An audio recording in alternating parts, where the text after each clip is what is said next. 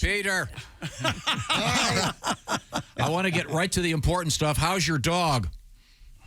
He's lying right here, actually. Bigsby's right here. Bigsby, come here. Come here. Come on. And Bigsby is a black golden doodle, right? Yeah. Hi, Bigsby. Good boy. What a good boy. See, I'm wrong. I thought Bigsby was your butler. I misread the whole thing. Peter, is the name Bigsby from the guitar world or the amp world? What is that? Yes. I wanted to keep it in the musical circle. So, yeah, we use my very first tremolo arm was that I got for my first Hofner guitar was a Bigsby tremolo arm. So every guitarist will know what a Bigsby is.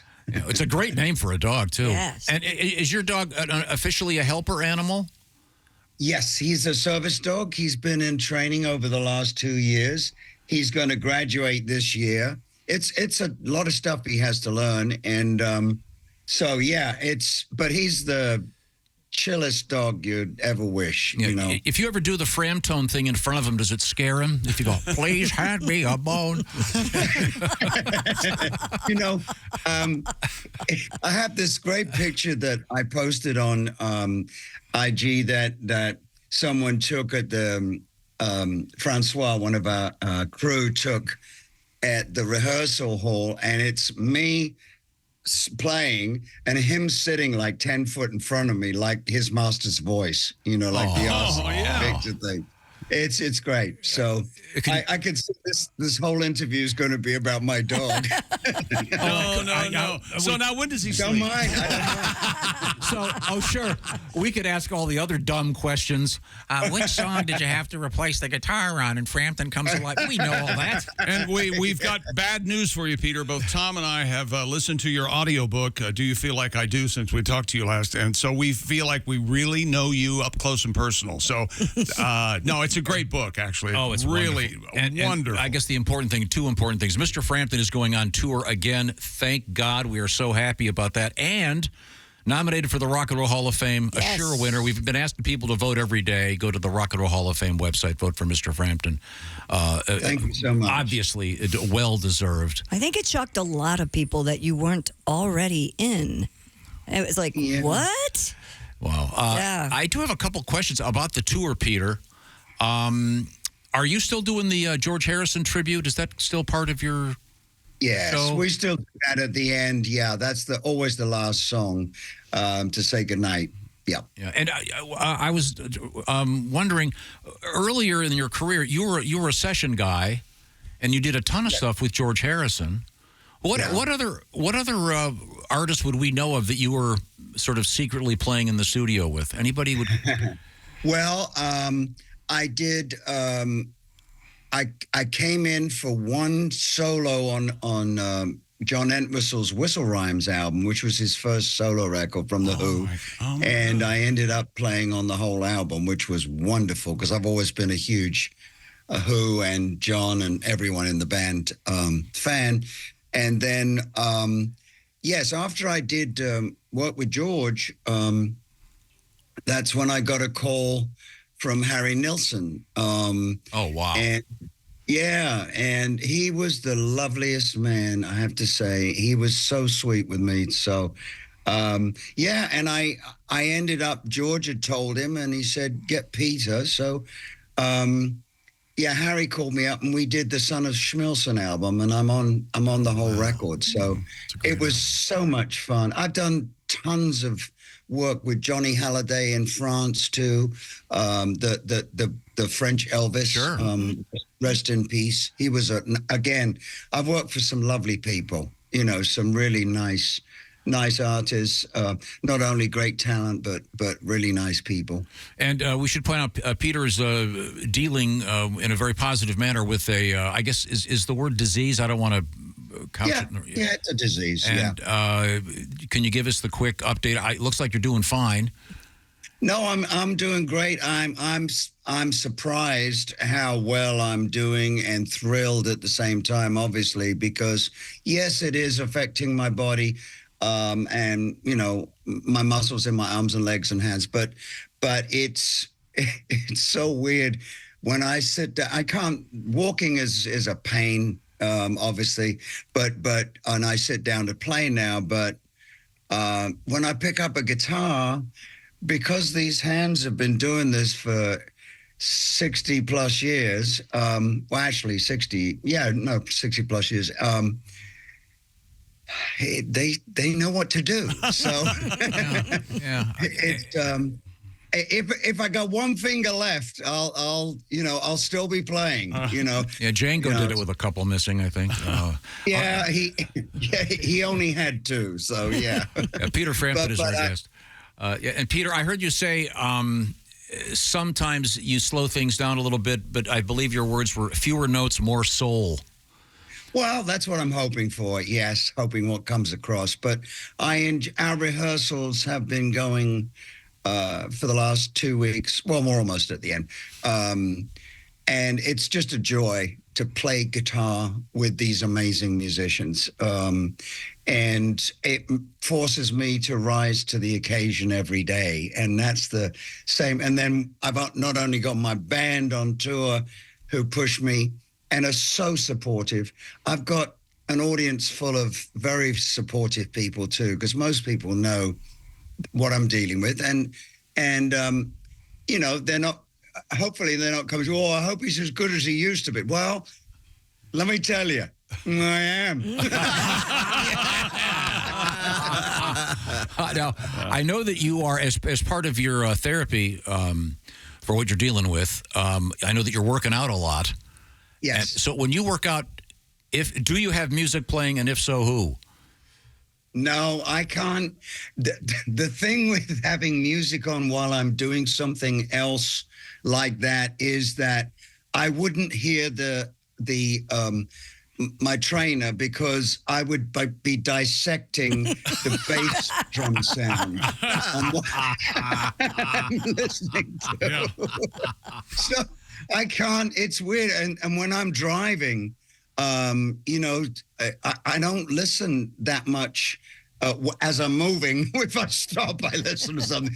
But literally, I get overcome by greatness in the music that I'm listening to, or the reverse, Mr. Frampton is going on tour, and you're back out, I think, coming up starting Sunday night, if I'm not mistaken.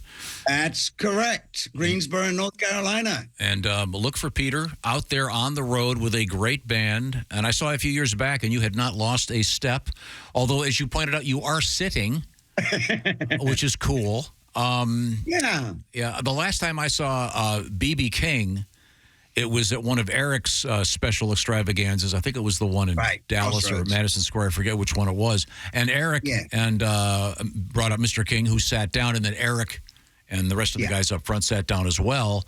And of course, it was great. And B.B. King was the master of fewer notes, more soul.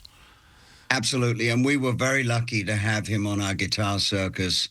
It's hard to say this in a sentence. B.B. King opened for me. That's a hard thing to even reconcile. But it was one of his last tours, and it was close to the end. But he would invite me out, and I would sit with him like Eric did, and play The Thriller's Gone every night. Oh my gosh! And he was the most humble, wonderful man you'd ever wish to meet. He just, when I first, because I hadn't met him before the tour, so when I first met him and I went on the bus and I said, Mr. King, he said, oh, call me B. So I said, okay, B. And I said, would you, and I stumbled because I was nervous because he's the god of blues, and he said, Peter, he said, you tell me what you want and I'll do it for you. And I thought, oh my God, and we had the best tour. He was so much, well, he was dealing with some stuff, but it was a pleasure to be around him. I'll bet. Always. Now, of course, you're playing all of your hits. I know that. I was reading an interview with Joe Walsh, and he was saying that when he plays Hotel California, he really has to focus because it's still really hard to play. Are there any of your songs, I mean this in the nicest way, where you're going, Jesus, how do I... Is there one that's like really tough to play for you? Yes, there are. I mean, they're all, yeah. I'm trying to think of one we do right now. Actually, not so. When we do the instrumental stuff. Sure. Fingertips. Yeah. That gets, Black Hole Sun is intense. And if you haven't heard it, amazing, by the way. Yeah. Thank you. Let's see. Yeah, we're not doing the ones that are one of the ones that's very difficult this tour, but we're trying to introduce yet another couple of songs that we haven't done in a while or have never done. So we're actually opening with a song that we've never played live, but it's on the Something's Happening album, and it's called Golden Goose. And it's always been one of my favorites. That album was my least... It wasn't as good as it should have been, but it did have Something's Happening and Go to the Sun on there, the original versions. But Golden Goose has always been a favorite, and it sounds amazing with the band. I shouldn't say that. Yeah, well, I remember we were talking with Chuck Leavell, and he was saying that when the Rolling Stones were going out, they had to relearn a bunch of their songs. They literally had a guy at the back of the hall with a CD player playing them for them. So when you wanted to recreate this song, did you literally have to go back to the record and go, let's see, how did that go again? Or had you been playing it in your head all these years? Oh, I had to listen to the record. I mean, I pretty much knew how I played it, but I had to confirm that. There were a couple of little licks in there that I had completely forgotten. So, yeah, but it's also exciting to go back and listen to stuff that you've done years and years ago, and you get chills, you know, and that's a sign of a good song, I think. Yeah, doing the stupid things that we do on this show, we'll play an old fake commercial from years ago. Our voices are on it. None of us remember doing it. Yeah. Nope. And I would imagine you probably have a couple songs. Someone goes, I really loved your session on that. You go, I was there? You were very busy. And Peter Frampton is our guest, and Peter is, besides being one of the greatest people in rock and roll, one of the nicest. Why else would he talk to us? Peter, are you still doing a traditional sound check, or are you doing the thing where they play a previous tape? And we start off at the beginning of a tour, probably doing 3-4 sound checks, and then by that time we've already done 3-4 shows. So we pretty much.